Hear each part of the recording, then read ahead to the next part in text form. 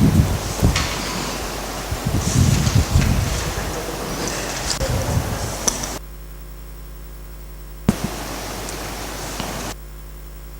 Namaste.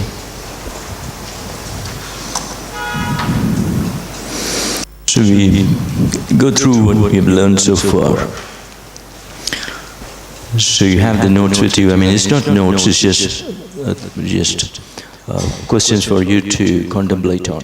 So what is yoga about from the first week's teachings? Okay, yoga is seeing, Sanskrit term, darshanam, okay? So that you all should always remember that the context of yoga is seeing. Without the context, yoga can be seen as stretching. Okay? So with the context held in mind, you put that context in mind and then you practice the stretching. Then stretching is a means to see the body more clearly, to see what the tensions are. So otherwise we just label our body as tight and flexible, weak and strong, that's all. Okay? So with the context of seeing, we don't label it as simply tightness. Okay? We make that whatever is obstructing as something to look deeper into. We don't conclude it. So context is very important. So yoga is about seeing clearly. This we are talking about first week's activities. Yoga is never karma, but when we come there we will see. Okay? So what are the branches of yoga in a classical division? Okay, Raja Yoga, Bhakti Yoga, Karma Yoga, Jnana Yoga. So if you're briefly going to define each one, how will you define Raja Yoga? Yeah, Raja Yoga is one which basically has Patanjali's teachings as the base. Okay? So then Karma Yoga,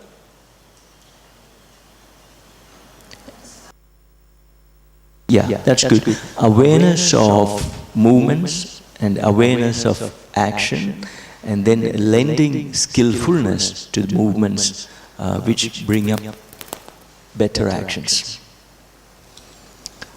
So that is beautiful that you answered that way, because generally Karma Yoga, people in a general way, they talk about Karma Yoga as doing some charitable work. Okay, so that is just one action, one aspect of Karma Yoga. But Karma Yoga by itself, what it means is being aware of movements, of body, of mind, and then lending some skillfulness to it so that it becomes a great action. Okay. Then Bhakti Yoga is what? Devotion to what? A prayerful disposition. Yes.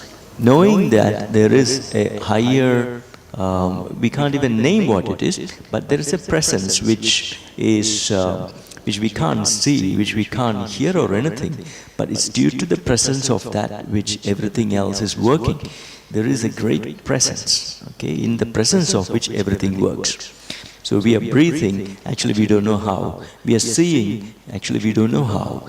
We are hearing, we don't know how. In the presence of something, every cell is active, everything is working, but that itself we can't see, and we just connect to that as in whichever way we want to connect. Some people will call it as God. In yoga, we do not call it as God as such, but we can call it as universal consciousness, or however you want to relate to it as. And having that thought in you all the time, or most of the time, being humble and being grateful to that presence. So even if you're walking, Bhakti Yoga is you humbly acknowledge that you don't know how you're walking, and you're grateful to that greater intelligence which is allowing you to walk, which is making your limbs work. Okay? So that is Bhakti Yoga. Then what else? Jnana Yoga.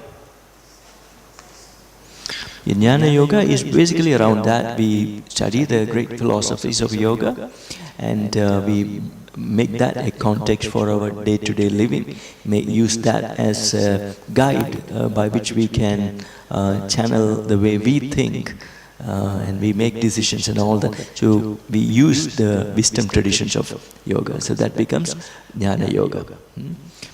Okay. Now, 8 aspects of Patanjali's teachings in the context of, in the way Manasa interprets. Okay, what are the 8 in a technical, just the names? Yama, Niyama, Asana, yeah, Samadhi. Now, when we look at how we interpret it, is Yamas are? No, we do not interpret it as such. Okay, so moral codes, it might have something to do with it, but we see it basically as a softening practice. So yamas are to do with basically social behavior. It has to do with other people. It has to do with our part with others and the society. So to that we need to have a softening. If we are all caught up with only our own kind of attractions and distractions, then we actually create a separation from the rest. So yamas are where we soften, and ahimsa and satya are all great examples of that, where we practice that empathy and that non-violence, and we practice that sweetness and wholesomeness of speech, that is satya. So that all is more to do with that social kind of practices, and we need to be a bit soft there. Okay? Niyamas, we consider it as a hardening practice, which is about our discipline. Niyamas are basically disciplines. So we need to be hard on that. And tapas comes there, swadhyaya comes there.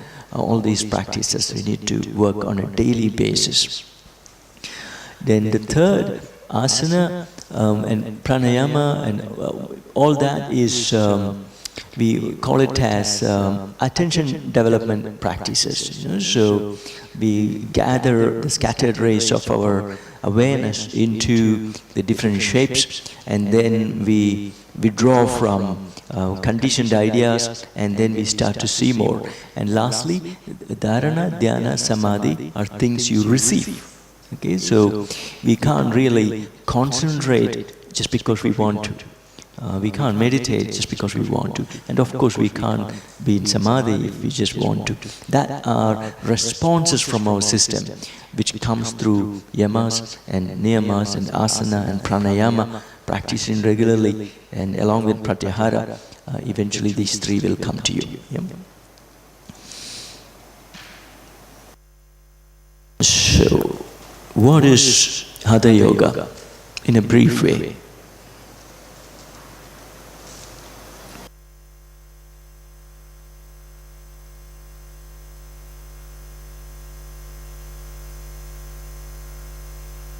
Okay, so what Sarada said is Hatha Yoga is like an umbrella of all types of yoga, so any type of yoga come under Hatha Yoga. Not exactly. So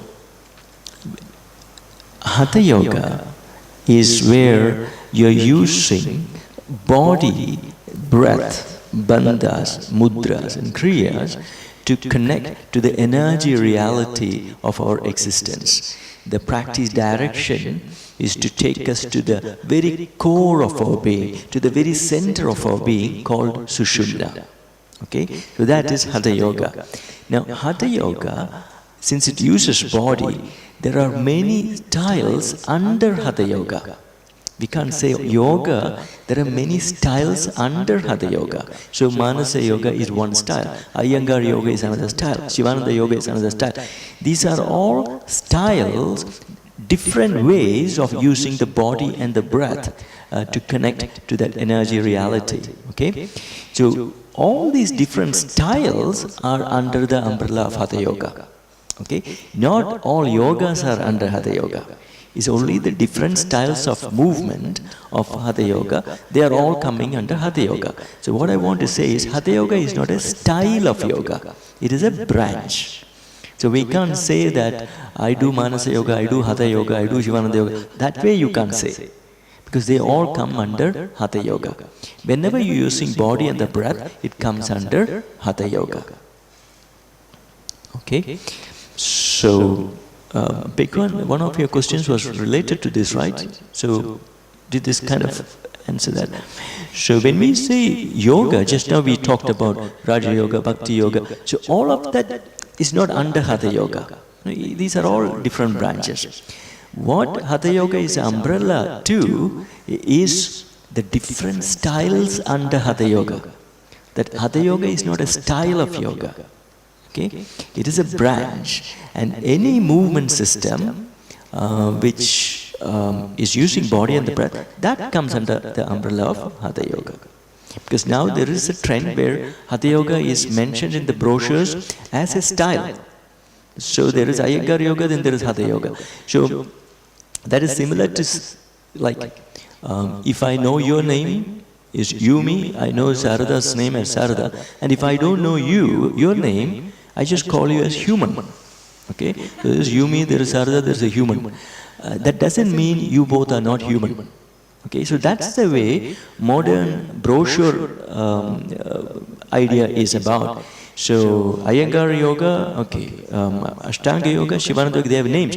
And then there is a teacher who is teaching something but no name, then they will put it as Hatha Yoga. Okay, then Hatha Yoga looks like a style, which is not. Okay?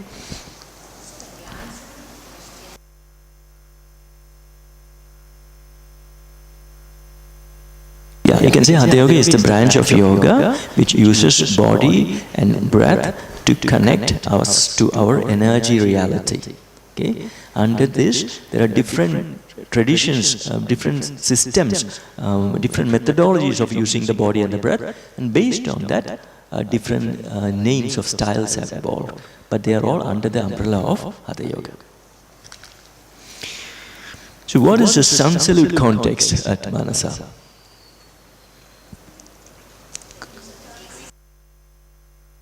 No, context. See, once you say KCC breath, that is part of the contents. Okay, this is techniques. Context is that bigger picture. So, yeah, okay. So, sun salute. The sun stands for light and energy. Okay, so each one of us are that. We are light and we are energy. Okay, so we salute that in the first place. That's what we salute. Okay, light and energy. So that is the sun salute context at Manasa. Light stands for awareness and energy stands for this movement. So each one of us is this bundle of wisdom, bundle of awareness, and each one of us is a bundle of energy. So we are saying hello to ourselves, but seeing ourselves as this awareness and energy, awareness and movement. That is what sun is. Okay. So you should keep that in mind, because you will have students who is slightly concerned about the name sun salute. So religion mainly confuses people. Okay, so everything they have that fear psychosis, if I do sun salute, then is that a sin? Will some other god be angry at me or something like that? So it's very important that you put out the context very clearly.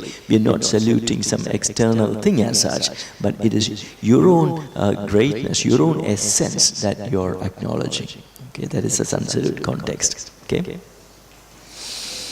Then, what is a common unwholesome pattern of movement in movement 4 and 6 of Shivananda sun salute?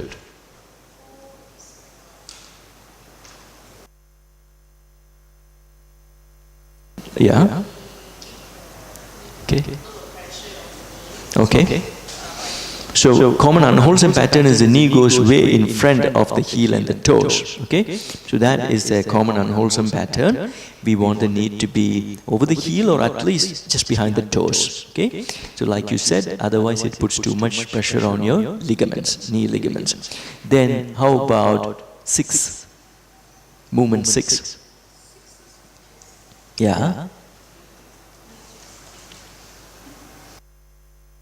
Okay, unwholesome pattern is the nature's chin. The unwholesome pattern is the elbows go back and down to the floor, and we dump the front of the shoulders towards the hands. So this is the way many people do KCC, whereas we have to get into this position. So this head of the arm bone, instead of plunging to the floor like this, we need to work to take them backward. Okay, so and also the wrist and the elbow to be reasonably in one line rather than go this way. Is that okay? Okay. Now, what is implied by the term Ada Manasa? Okay, grounding. Yeah, you can write it in a simple way as grounding. But you should know that it is grounding into, eventually is grounding into your witness capacity. And we use the body as a means by which that capacity is activated. Okay. So we generally are not grounded. We are carried by the storms of different stories, different emotions are taking us everywhere, different identities take us all over the place. So you can be seated, your sit bones can be here, but if you're thinking of your child or somebody else, in terms of identity you're elsewhere. So we are not able to ground well. So we need to see what's happening, and then we can choose, okay, which identity should be the dominant identity now, and then you can choose to ground on that. So you have to see and choose. So for that grounding, eventually what it means is grounding into the discerning capacity of consciousness, grounding into buddhi, okay, grounding into that seeing capacity. So when we say that we want to ground into the present moment, we want to be in the now, those things are not very accurate. Okay, so because we can't be anywhere else other than the present moment. So in the present moment, we can be thinking about the past. Doesn't mean we have gone to the past. We are thinking about the past, but we are still in the present moment. We can be worrying about the future. Doesn't mean we are time traveling. We are just worrying about the future in the present moment. So when we say be in the present, that's almost a foolish kind of instruction. Okay, because there is no other place you can be. We don't have any other power. So we are in the present, but in this present moment, you can choose as to what to focus on. Okay, so you have to see whether the identity you are wearing in that moment is skillful. Okay, no point sitting in the yoga class while internally you're having the identity of a mother or a wife or a girlfriend and all that. So you have to see that, and to see that, you use the body. So you connect to sit-bone sensations. You connect to, generally we use even the Adha 16. So at any point of the day you find that emotions and stories and different identities are taking you away, then just quickly go through the 16 points a few times. So you are seeing, because the 16 points you need to see. Back of the throat, back of the tongue, you need to see. And that makes you sit on the seeing capacity. And then you start to see other things, the identity which is operational now. Then you can choose, hey, this identity is not what should be operational right now. It doesn't serve. Sometimes it happens to me, I might be saying, okay, let me have a family time, and I'm with the kids, but then I find that internally I'm thinking about the sutras and all that.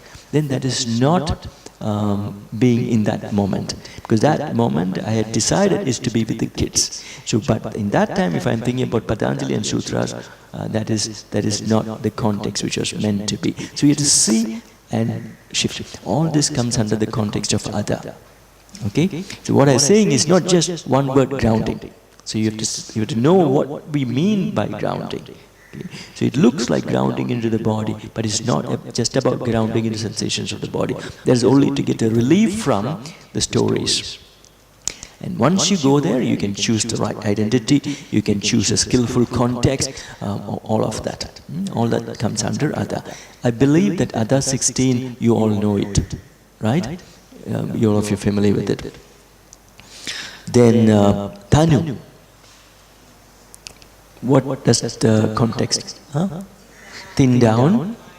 Thin down the mind is great. Okay, so Tanu is the forerunner of the term thin. Okay? Tan is the term, tan means to thin.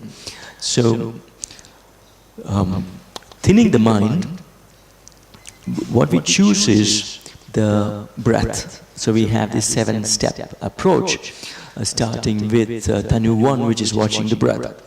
Now what happens is when you watch the breath and you choose to stay with the breath, it is not only the breath you will see. You will see all kinds of other thoughts, and that's when you practice dropping everything else other than the breath.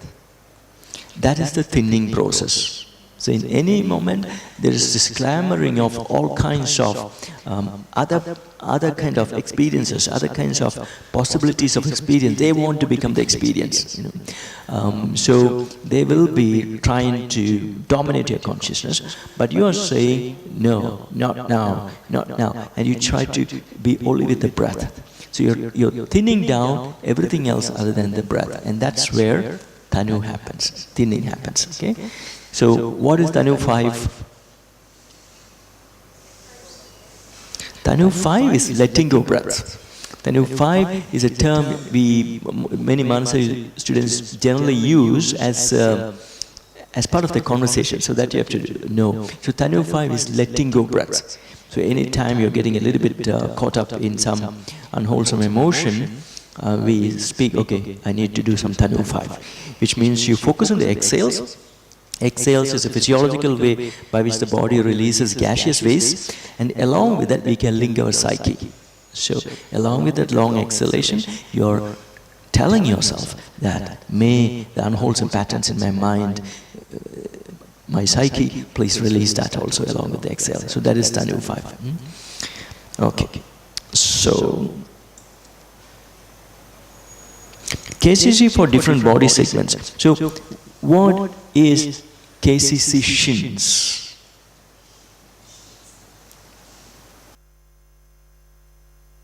KCC shins meaning top of the shins go forward, bottom of the shin go backward.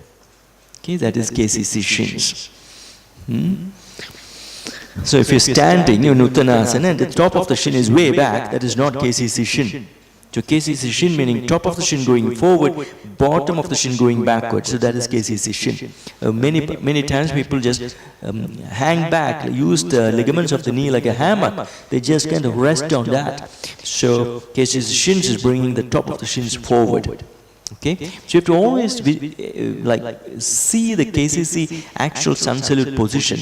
There, what you see is you're in this position. And then you can see that it's the top of the shin forward. So this is the KCC shin shape. So that is the principle. So you don't have to bend the shins, but moving that energy of the top shins forward, drawing the bottom shins back. That is KCC shins. So this is especially important for people who have hyperextending knees. For them, always the top of the shins tend to go down. So whenever they are sitting on the floor and we say straighten the legs, their heel will lift off the floor. That means the bottom shin comes up, the top shin goes down. So we need to say KCC shins is where the heel goes down, bottom shin goes down, top shin is a little bit up. Okay, not that way. So that you have to learn up. It's all there in the first week notes, I think. KCC of the different body segments. So now we come to foot. So foot, how many bones? 26. How many toe bones? What is the anatomical term for toe bones? Huh? No. Phalanges is a toe bones. So, okay, that's the total number of bones. So you have to just go home and revise that, okay? Yeah, the phalanges, 14 toe bones, then 5 metatarsals, then you have 5 tarsal bones, then you have the calcaneus, then you have the talus. So that just, you have to just go and revise. Then the movements at the foot. What are the movements? Plantar flexion. What is plantar flexion? Okay, cat, show me plantar flexion. No, you're just sitting there. What is plantar flexion? That's plantar flexion. What is dorsiflexion? What is eversion? So when you dorsiflex, when you look at her, dorsiflex well, okay, she's now doing it well. Earlier when you dorsiflex, your heels lifted off. Okay, so that's when you hyperextend. Okay, that's where we want to keep practicing case decisions. Okay, so what is eversion? Okay, inversion? Okay, fine. So those are the 4 movements. Now, what are the important muscles when we talk about feet and lower limbs, the calves? Gastrocnemius and the soleus, they do what? Yeah, they plantar flex. Okay? Then what dorsiflexes the foot? Tibialis anterior. What everts the foot? Yeah. Come on, Sarada. What everts the foot? So what you have to do is you have to think the process. Okay. So if you are thinking now, you look at your foot and then you do eversion. Okay. Then you have to think of, okay, if my sole of the foot, what is happening? It is going outward. So what can make the sole of the foot go outward? So you can connect to origin and insertion of that muscle. So something has to be pulling this way, connected this way. So what can be there on the outer calf, which is pulling my sole of the foot outward and upward? Then maybe you might remember the nerve, peroneus longus. Okay? So you have to think of this location and from there you'll get insights. Okay, so those are the important muscles.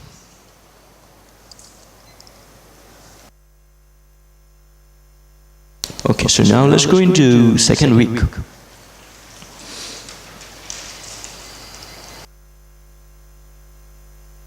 Okay, so what's the knee joint? Quickly.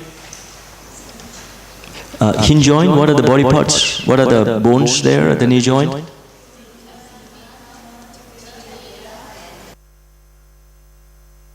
I heard more than 3 bones now. Okay, Sarada, tell me once more. Okay. Okay. Good. Okay, 3 bones. So that is knee joint. Ligaments at the knee. In the first place, what is ligaments? Ligaments are something which binds, holds what? Okay, bone to bone. What holds the bones together are ligaments. What is tendon? Yeah, okay, so bones to muscles, tendon, that's great. So, ligaments of the knees are cruciates, collaterals, okay. Now, knowing this, that it's a hinge joint, and you know about the ligaments, what's the application when we move? What we should minimize the happening at the knee?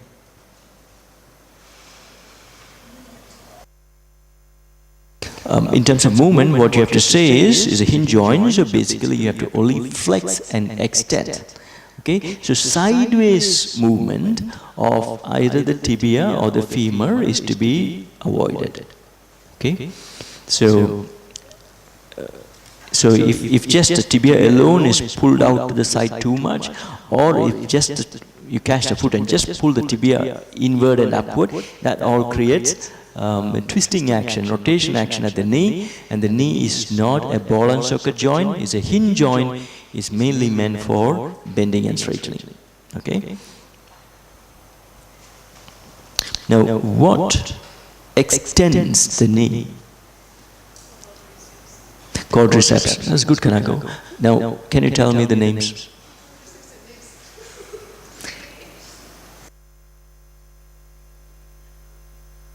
Yeah, I mean quadriceps are muscles. What are the muscles? Yeah, okay. Rectus femoris is one. Vastus medialis, vastus lateralis, vastus intermedius. Okay. Now, what's the difference of rectus femoris when you compare it to the other three muscles? Yeah, Vikon, you can say. Not joins to the hip flexor. So the quadriceps, its insertion is into the tibia. Okay, all the four muscles go into a common tendon, and that tendon goes into your tibia. Okay, now, so it's because of that. So here you have four powerful muscles, common tendon, and it goes into tibia. So now this is its location. So when it contracts, it pulls the front of the tibia towards the front of the thigh. That's how the leg extends. So it will feel like you're pushing forward with the foot, but actually muscles only pull. So the top of the tibia is being pulled towards the front of the thigh bone. So now this common tendon is where your patella is. Your kneecap is in the common tendon. So that's where we are saying, like some people have front knee issues, is where these four muscles are not evenly strong. So some people, the vastus medialis, the muscle at the inner part of the quadriceps, is very weak.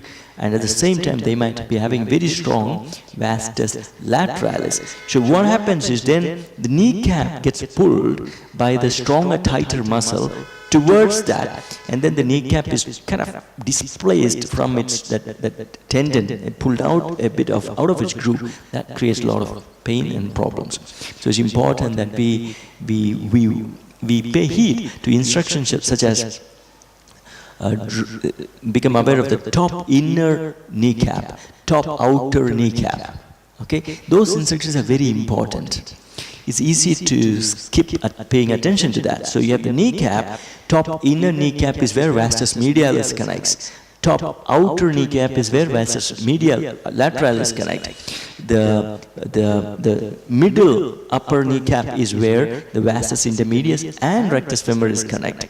So when we say draw up evenly through the inner upper kneecap and through the outer upper kneecap, it's tough to initially connect to what's being said, but it's a very important instruction. So then they evenly pull up the kneecap on both sides.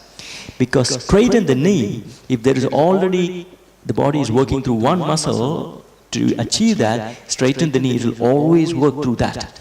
So keep on strengthening that particular muscle of the four muscles and weakening the other muscle, which will eventually put the kneecap out of groove.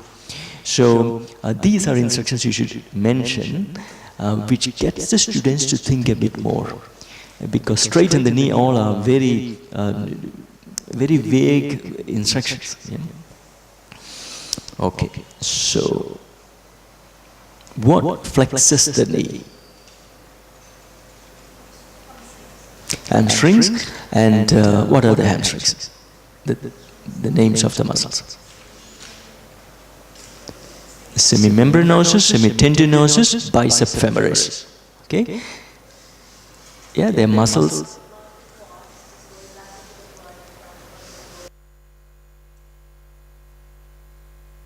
Correct. Thank you for bringing me back to that. So we were talking about the difference of rectus femoris and the other quadriceps. So rectus femoris, all four muscles connect to a common tendon and connect to the tibia. Everything's same.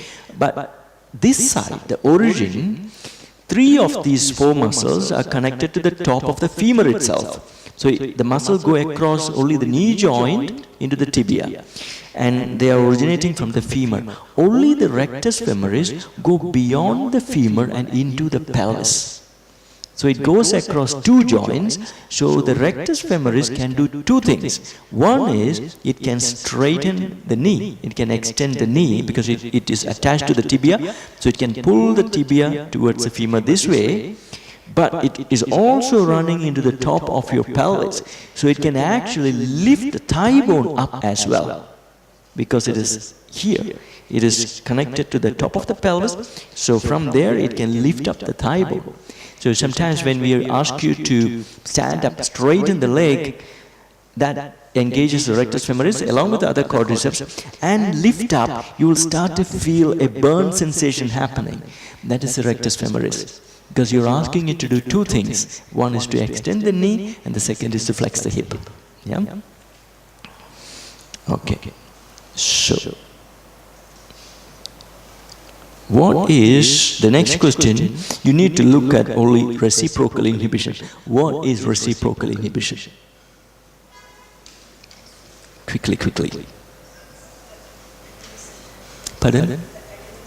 Good. Yeah. Okay. So Tanuja started the right line of response.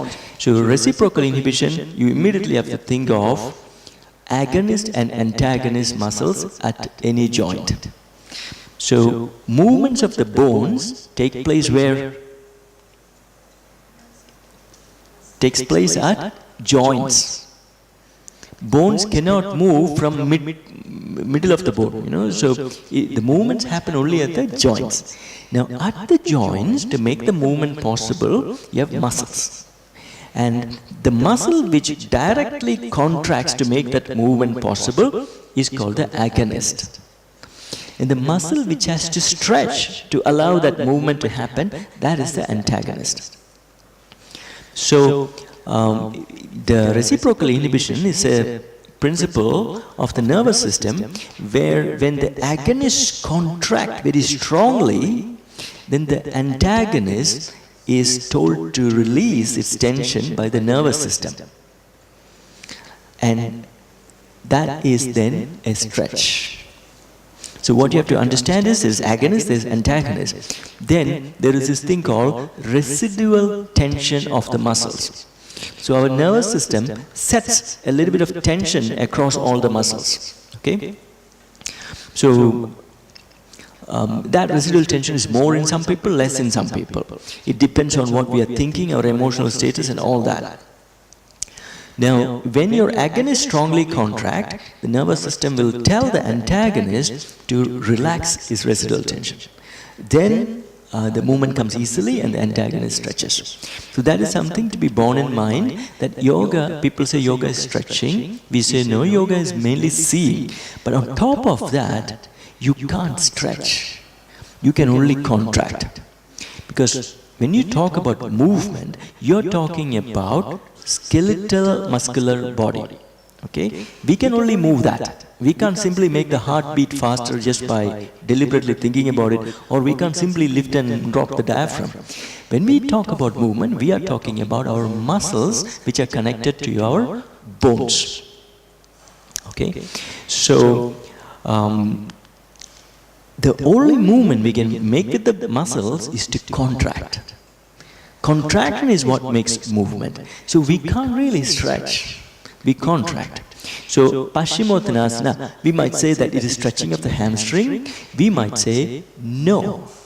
It is contraction of the quadriceps to extend the knee, is contraction of the hip flexors to tip the pelvis forward.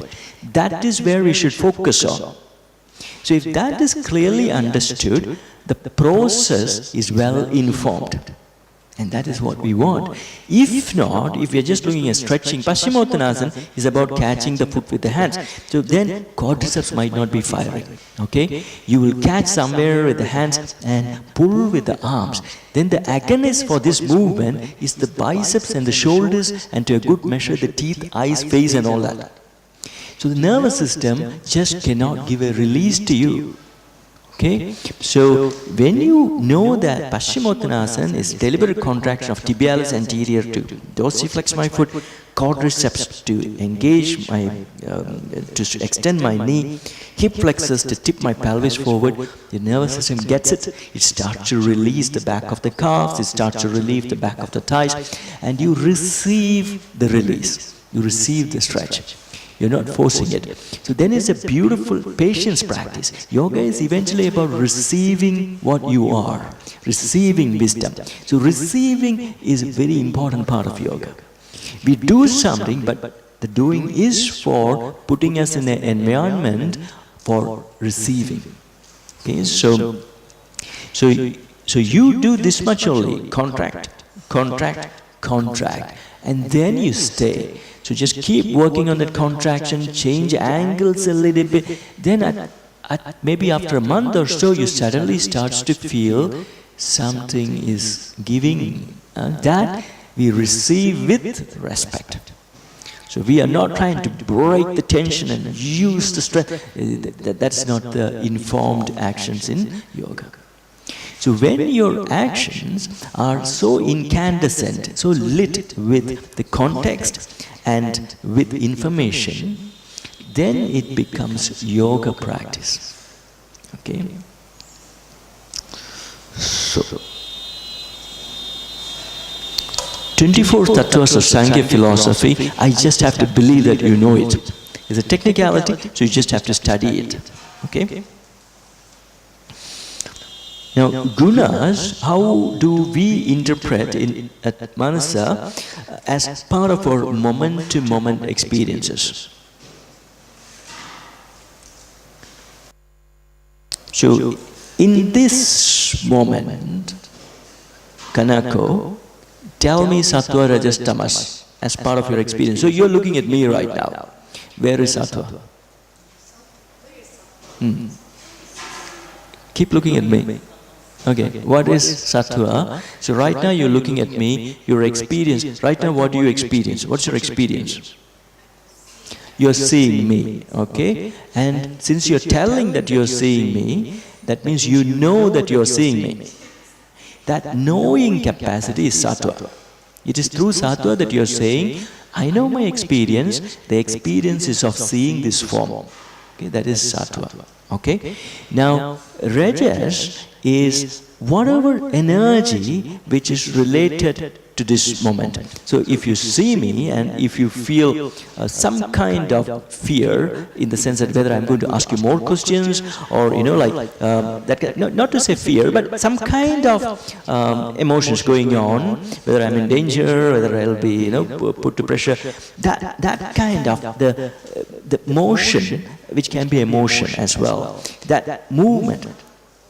Yeah. It's also rajas. It's all that movement. There's an activity in that moment. Okay, that is the rajas of the experience. So if you're looking at the experience of seeing me, knowing that you're seeing me is the sattva, and the emotion or whatever responses are happening in you as you're knowing me, that is the rajas. Okay, and tamas is, okay, let's say that I said something. So if I'm saying like, Kanako, you didn't study properly at all, okay? And something I say like that, okay, something. Then the rest 4 hours I'm talking, okay? You don't hear any of that. You are still stuck with what I said, okay? That is the tamas of that experience. Tamas is what sticks you into one experience. It's the glue of an experience. Okay? Generally, that glue is a slightly threatening, slightly disappointing. That part of the experience is what sticks you with it. Or an attraction has to form. Okay, so either attraction or a sadness, some emotion that tends to stick you with it. So if I insult you, maybe not even deliberately, but somehow your mind interpreted it as a hurt, then you will be stuck with that. Okay, whenever you think of me, you're stuck with that particular thing, or that is a rude teacher or something like that. That is the tamas of an experience. So every moment these three are there. And what we are trying to increase is the sattva. So once sattva is up, one of the important things you have to remember about the three gunas are, these three gunas have three different kind of capacities. Sattva is to know, rajas is the doing, and sattva is the sticking. But once one guna dominates, the other two gunas act as though they are also like the dominant one. Okay? So you might see like certain people, when they are with some dominating personalities, these people also act like them. Okay? So great leaders will make ordinary people heroes. Okay, so in the presence of that heroic personality, the others also become like extraordinary personalities. You know, they will stand up. So like that, if Sattva dominate well, then Tamas and Rajas also acts as though they are like Sattva. In the sense that Tamas sticks you to the right wholesome things, out of choice. Okay, so you understand that I hold myself with this group or with this study or with these thoughts, with these intentions, I am choosing that. So that's a wholesome decision. It's not like an emotional thing and we get stuck with some emotions. It's not like that. It's a chosen thing. So whatever we get stuck to is not an unwholesome thing, but it's a good thing to attach ourselves to because it will help us. The rajas, the movements of the mind and the body also become skillful. So everything is as though it's sattva. Everything is as though it knows what it's doing. Okay. Now, what are the first 3 verses of sutras that you just have to learn? First 3 verses are Atha Yoganushasanam, Yoga Chitta Vritti Nirodha, Tata Drashtu, Surupe Avasthanam. Sharja, can you just help me? It just must be an inquiry. Just give them one brochure which is there. And yeah, sure.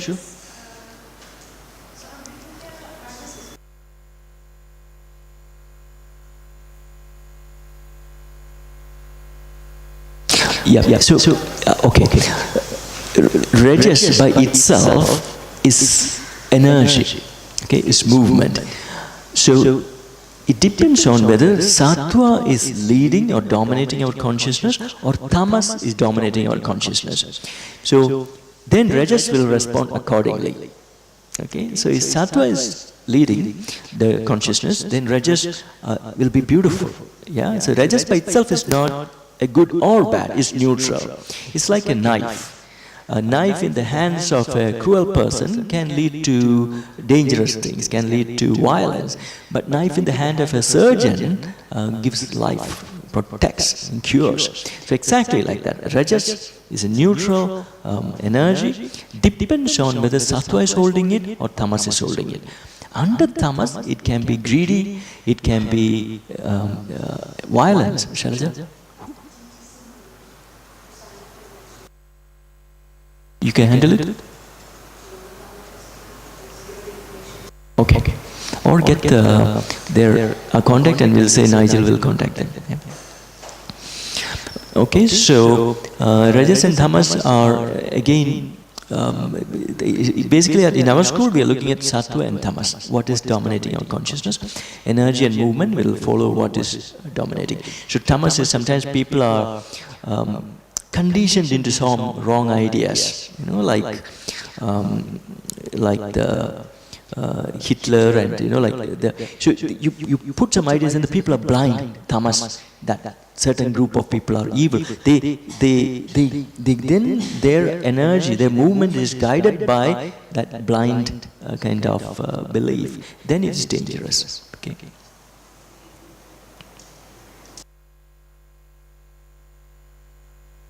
So that's all. So now we go into third week.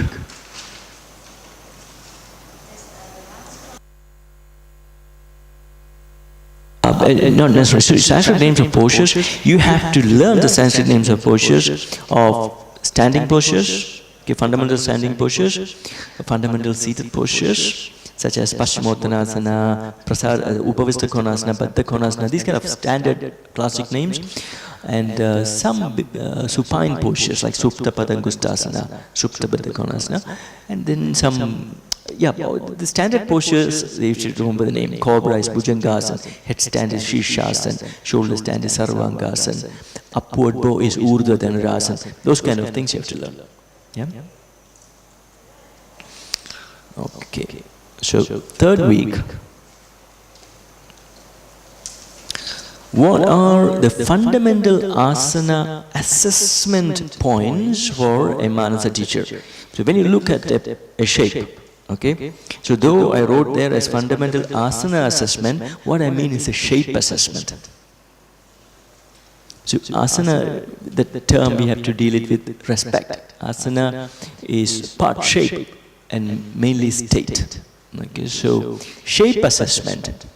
So the teacher is looking for what? What are you looking for? When somebody is in a pose and you're going towards him, what are the two main things you're looking at?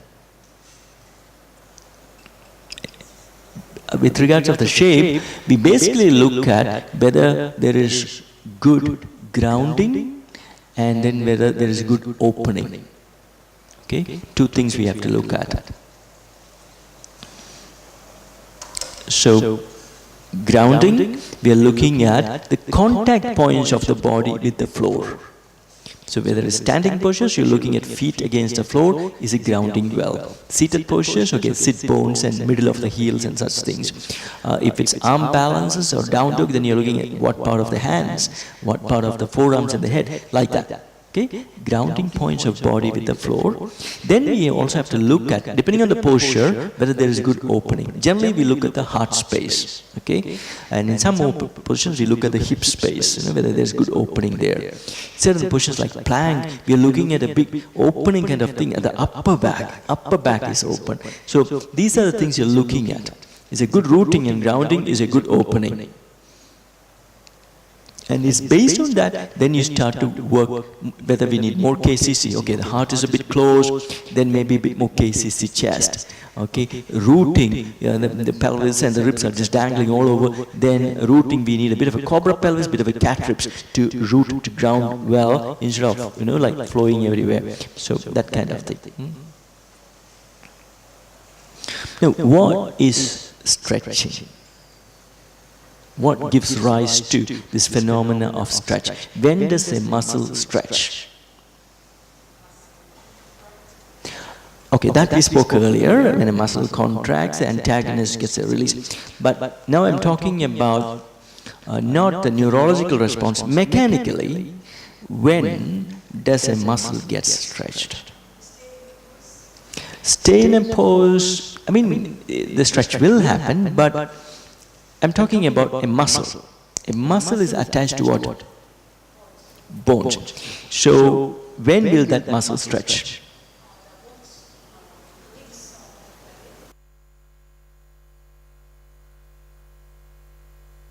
Yeah, the bones have to move away.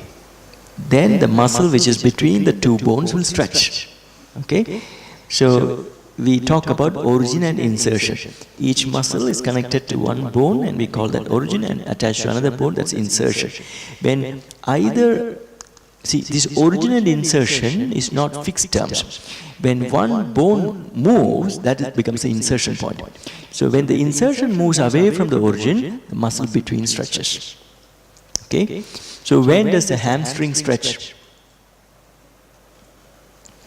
So for stretching, then you have to know, if you're going to stretch hamstring, then you have to know what is the attachments of hamstring. Which bones?